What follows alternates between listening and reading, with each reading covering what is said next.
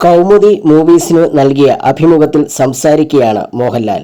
തനിക്കും മമ്മൂട്ടിക്കും വളരെ നല്ല കഥകളും സ്ക്രിപ്റ്റും ലഭിച്ചതാണ് ഏറ്റവും വലിയ ഭാഗ്യമെന്നും അദ്ദേഹം പറയുകയുണ്ടായി. അത്തരം മികച്ച കഥാപാത്രങ്ങൾ ഇന്നത്തെ തലമുറയിലെ ആളുകൾക്കും കിട്ടുമെന്നും മോഹൻലാൽ പറഞ്ഞു.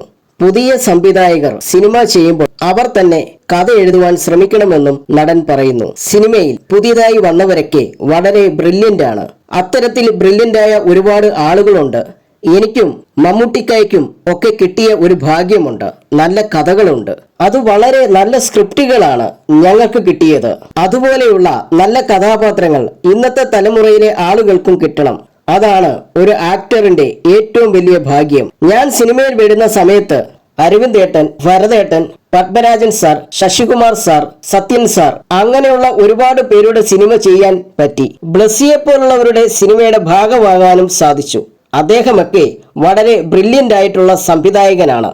അവര് തന്നെയാണ് മിക്ക കഥകളും എഴുതുന്നത്. പുതിയ സംവിധായകർ സിനിമ ചെയ്യുമ്പോൾ അവര് തന്നെ കഥകൾ എഴുതാൻ ശ്രമിക്കണം. ഞാൻ പറഞ്ഞു വന്നത്, ഒരു ആക്ടറിന് നല്ല റോൾ കിട്ടുന്നത് വലിയ ഭാഗ്യമാണ്. മോഹൻലാൽ പറയുന്നു.